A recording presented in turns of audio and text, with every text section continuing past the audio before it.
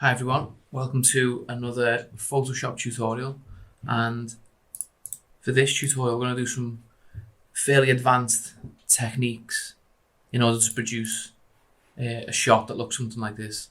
Now what I should say is this is the post-production of a CGI. This isn't producing all that in Photoshop. Now if I just turn that off and on, you can see the difference. So that's the raw visual, and then that's the post-produced shot.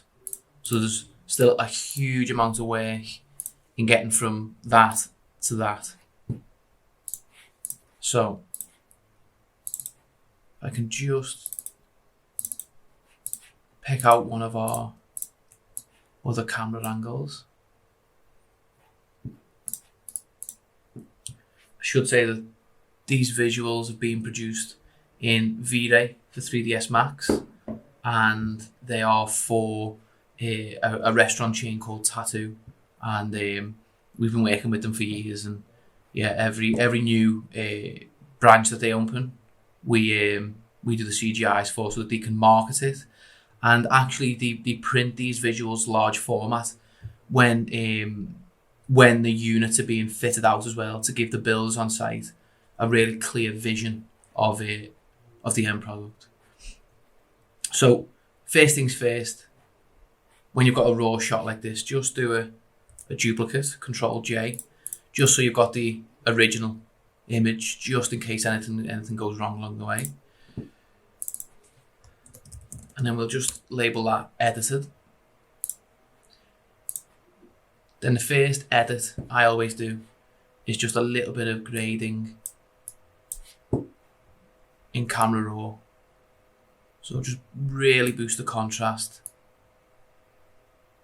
boost the clarity, and then just have a little play. Sometimes it's not necessarily always to boost it. Sometimes you can minimize things. Darken the shadows. This is a restaurant, so it wants to feel moody. Doesn't want to be too bright. So the whites and the blacks will move to the left.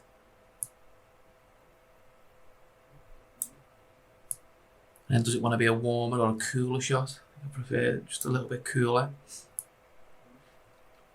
And then you can see that we've got a cherry blossom tree around the perimeter of the soffit, and then this pinky purple highlight around that ceiling raft. So I would try and pick those out by just giving it a pink tint. So straight away you can see a huge improvement.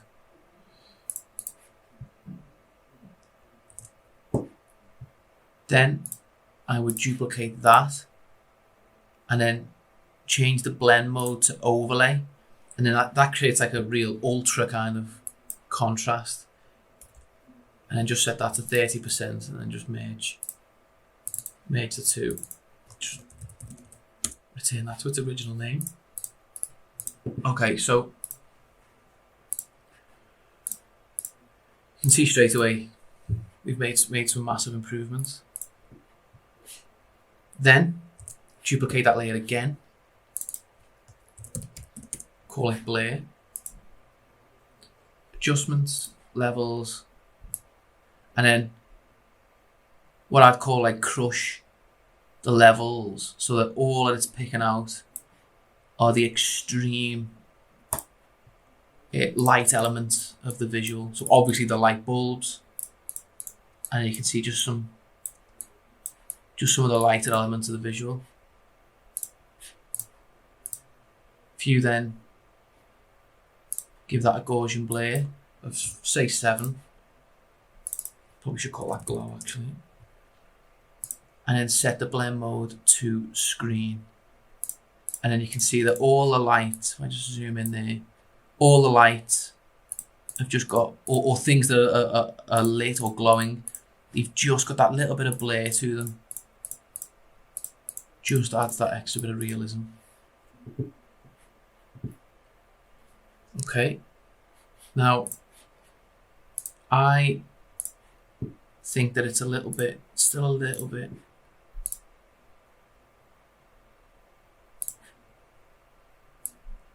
too saturated, the colours.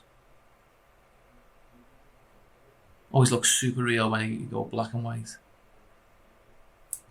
Okay, just drop it a little bit like that. And then perhaps that pink around the edge there is a bit too much as well.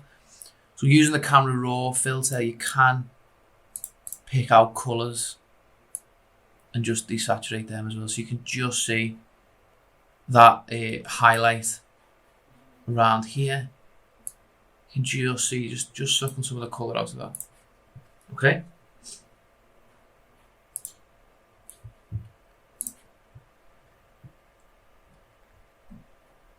Then what we want to do is, it is quite a laborious task, but necessary. We then want to go around and replace all of these light bulbs. Now, as part of the comment process from the client, they sent us a photograph of one of their previously completed units so that we can identify the correct light bulb. So that's the one. We want to just copy that, paste it in here.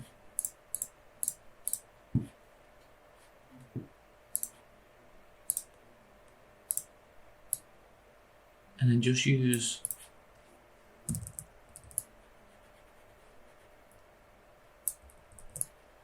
the eraser tool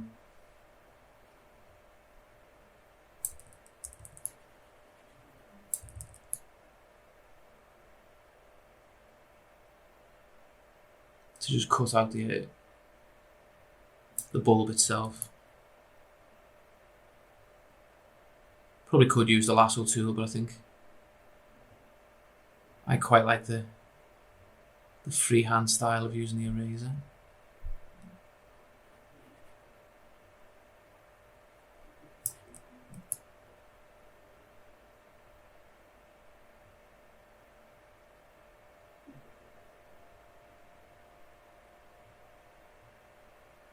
Just be careful to not take any of the content away.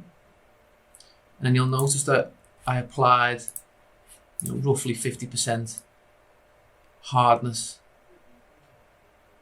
to the brush. If the edges were too harsh on the bulb, it would stand out like a sore thumb. Now I'm just using the invert Control I tool just to double check. Things become more obvious when it's inverted.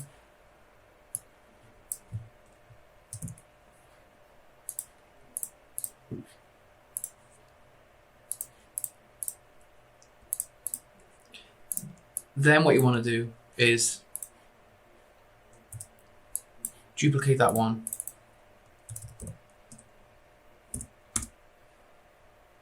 Sorry, should have renamed it first. Then create a group and then put that in the group. So you can see there we've got our group. So the total layer stack is quite neat. Okay, so then we want to duplicate that one and then just keep the original.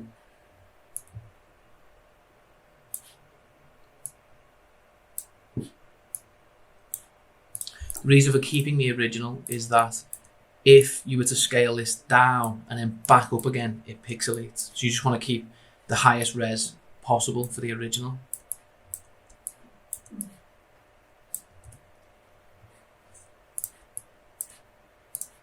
For some reason, when I'm hitting transform there must be a bit of excess. So to get around that quickly, just put a marquee around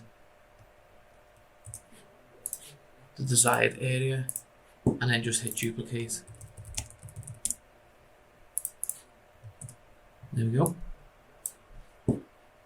Then just we'll actually set the group to 50% opacity.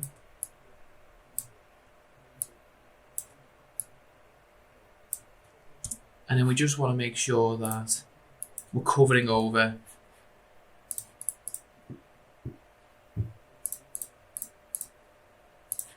the entirety of the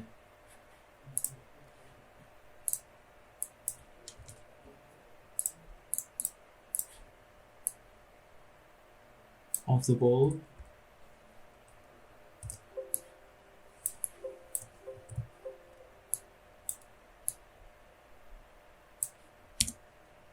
Like so.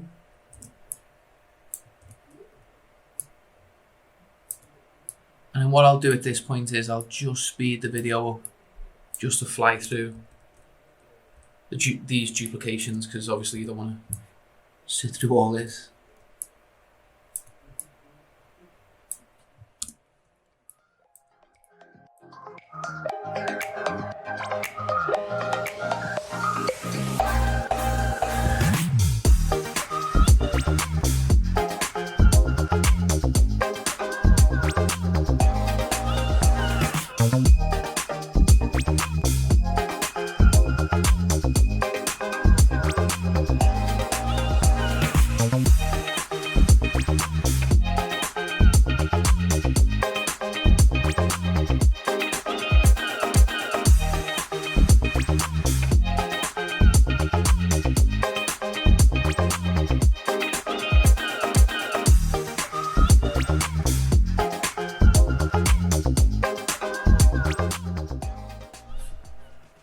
Okay, so then we just want to add a different type of bulb to these sort of clusters here, and they're from a previous project that we've completed.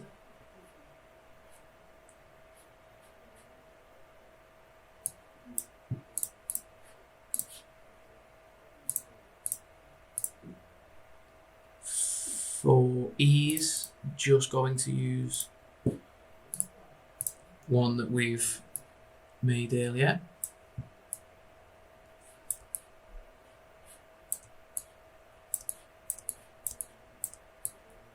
And then I'll just distribute these as well.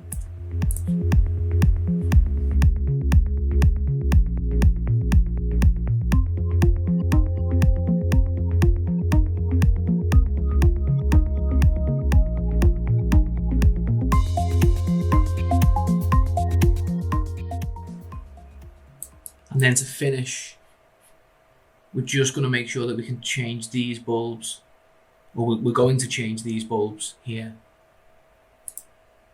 So we want to make a new group. No, that's a mask.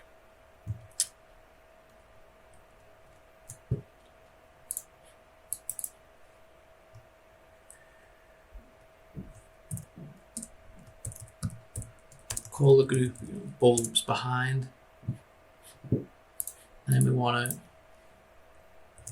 duplicate that, pop that in there,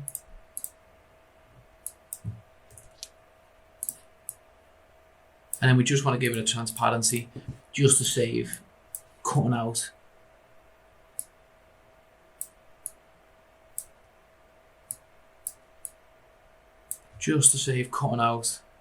around all the fretwork.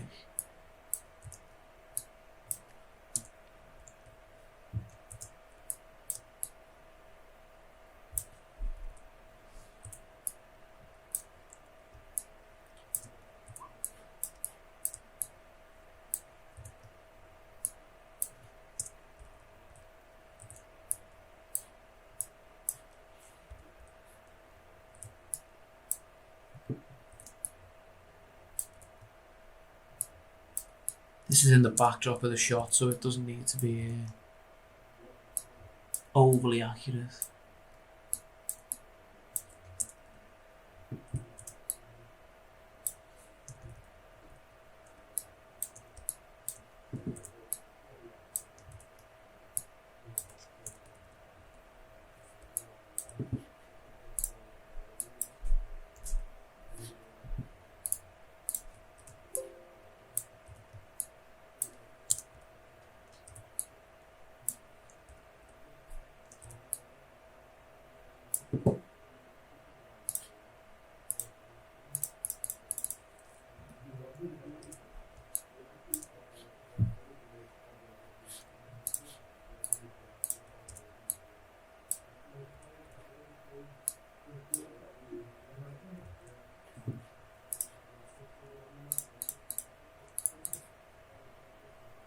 Okay, that's all the bulbs replaced.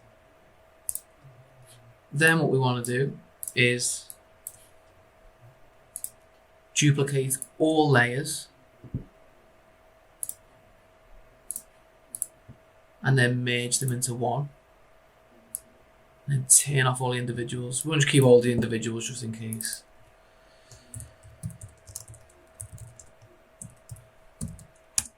Give it the appropriate name.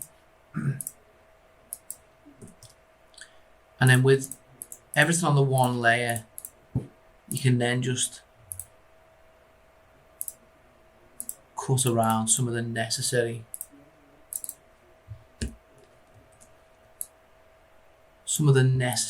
elements, the more obvious things that need to be just worked on. So, you know, obviously the leaves of the tree,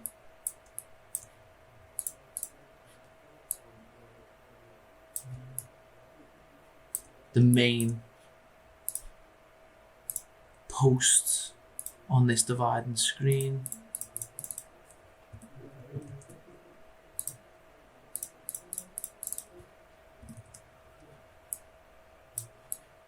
okay, that's enough.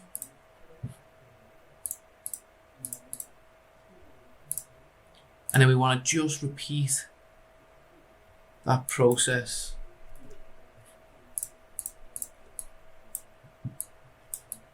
for the others. I did try and work around as many as I could as I was going.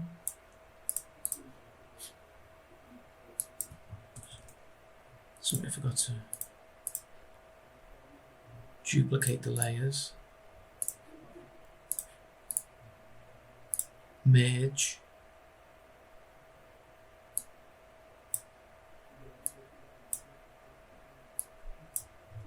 just turn off all the individuals. There we go.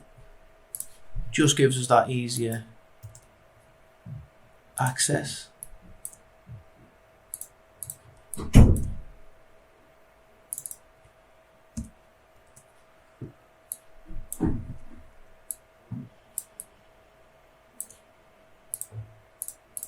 And I'm just turning them off just to check if things are sat behind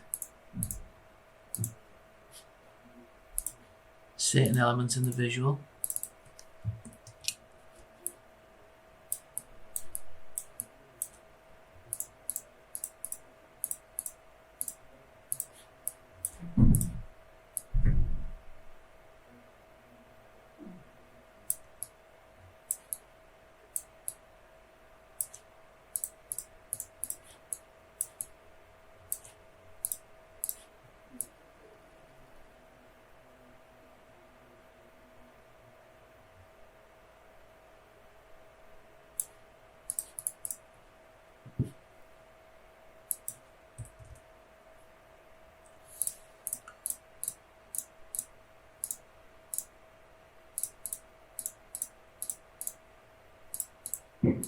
Okay, looks about right.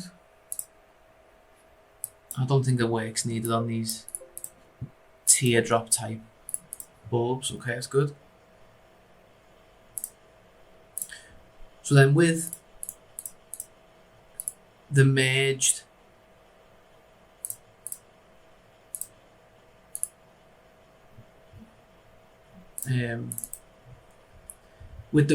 layer selected, just give it the right name, bulbs full. We then want to just play with their brightness and contrast, just so they sit on the image a little bit better. Just set the opacity to 90% as well. Just give them a little bit of colour.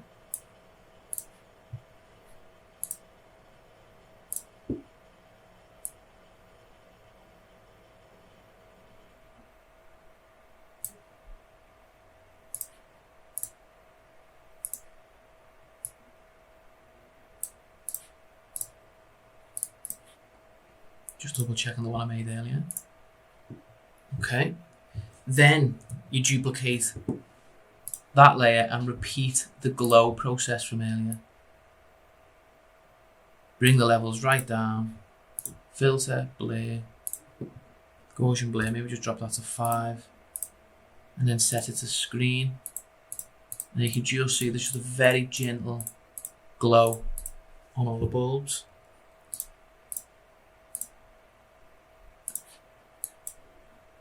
Probably not needed really for the ones in the backdrop there, so we'll just add a bit of tint to those.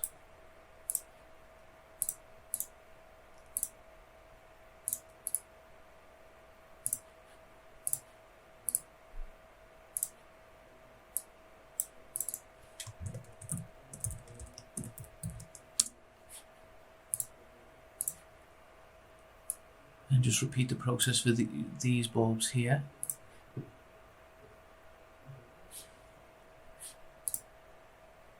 Just a bit of contrast. And again, just 90%.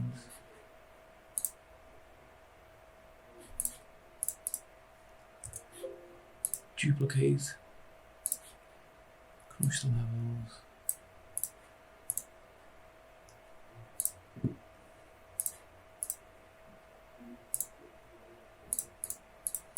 Okay. Right, and then after the light bulb's done, we want to just drop on this pass here. It's called this is called the render pass. In V-Ray, it's called the extra text map, and what it does is it picks up on some of the key details in the scene. If you hold Shift and drag, it drops the pass in the exact right position. Set the blend mode of that to multiply. Now we will do a tutorial on producing this pass, but for now we're just sticking to Photoshop. And then you really just wanted this to be a subtle addition, so maybe 20%. You can see that it just boosts a little bit of the details in the tree and just adds a little bit of contrast as well. Okay, so we're getting there if we just compare that to the original.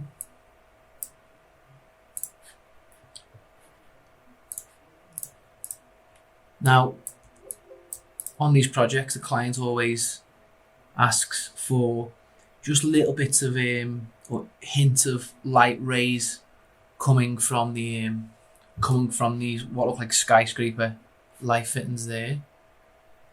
So if we do new group, call it light rays, then pop a new layer in there, and we just want to quite crudely just draw a triangle type shape.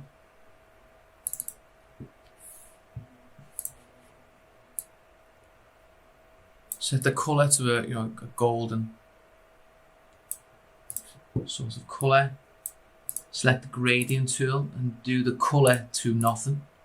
And if you hold Shift while you're positioning the gradient, it creates a vertical line.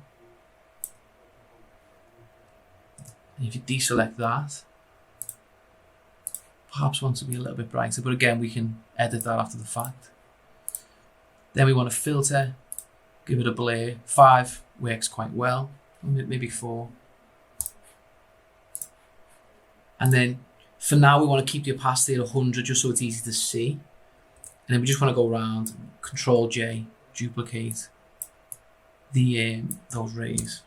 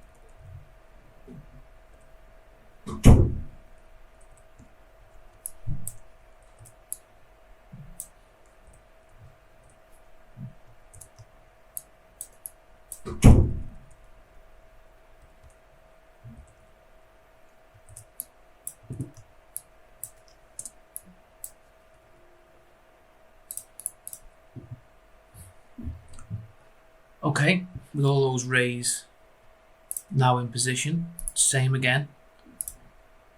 Duplicate, merge, and then hide all the individuals. And then I do think I've done these a little bit too yellow, so you can just mess with the lightness. Just get them a little bit whiter, like so. And then drop the opacity to say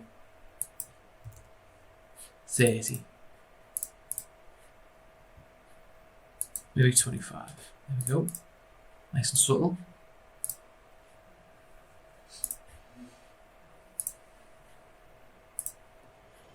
Okay, nearly there. Save that off actually.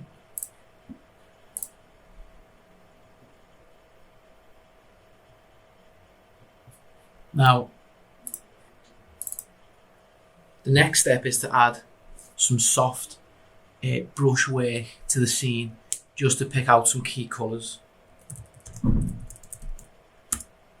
So if we say soft brushes, new layer, and we say probably more pink, then completely 0% on the hardness, nice big brush, pick out a colour in the scene, just enhance it a little bit, and then set the blend mode to soft light. And you can see there, you can just pick out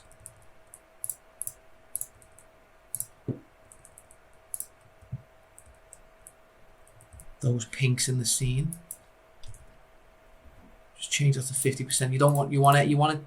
The key to a good post-produced image is you want to do a million subtle changes to make the one big change. You don't want any one move to be overbearing.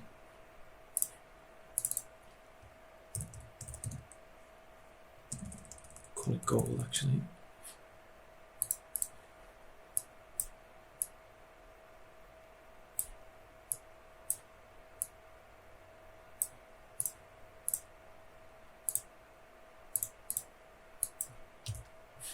Soft lights 50%. You can see there, just gives certain areas just a little boost. And it doesn't even have to be, gold on gold. You can actually still add bits of the gold colouring around the scene.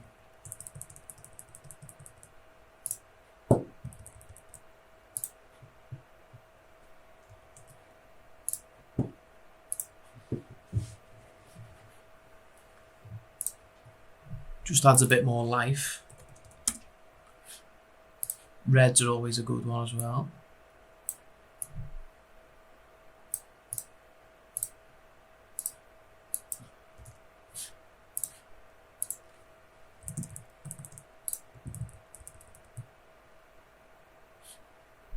I might just drop that a bit more. It's a bit of a stronger colour red, so.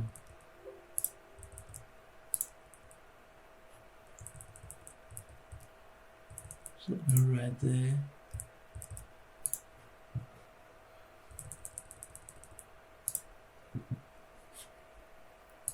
Okay, maybe just 15% for that. Okay, again, so you can just see, just adds that little bit of animation. Maybe just set the overall groups just 80%. Subtlety is the key. Okay, that's near enough it. Then what we want to do is hit Control Alt Shift. Sorry, it's the opacity is still selected. Control Alt Shift and E. And then what it does is it merges every layer beneath the layer you had selected. So now we've got the whole image on the one layer. Then what we want to do with that is just add last touches to the camera raw. Last touches using the camera raw filter, I should say. Dehaze is a great one for these types of scenes. Maybe just boost the vibrance but drop the saturation a touch. A little bit more tint. Just drop the exposure a little bit.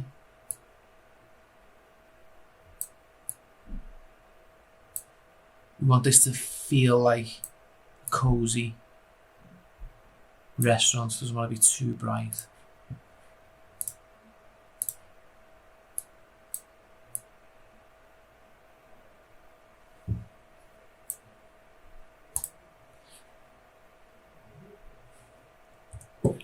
Just add a tiny bit more glow.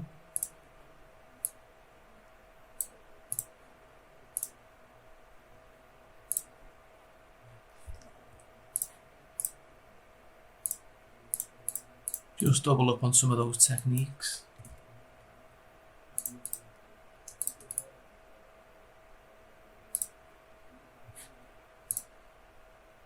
Tiny bit of unsharp mask. Just something like 20. Always keep the radius to 1 pixel. And then just a tiny bit of vignette, if that's how you pronounce it.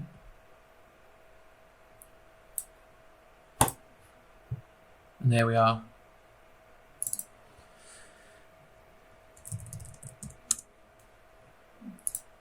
Look at that for the difference. Might be a touch too dark there. Let me just lift the shadows a little bit. Should just, there we go. Should just catch that. That's better. Look at that for the difference.